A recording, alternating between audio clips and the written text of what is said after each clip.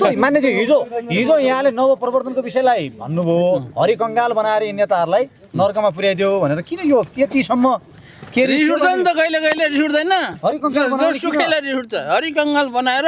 किनभने अब नवप्रवर्तन विज्ञान प्रविधिलाई चाहिँ के अरे उच्च प्राथमिकता दिएन भने देशै हरिकङ्गाल बन्छ।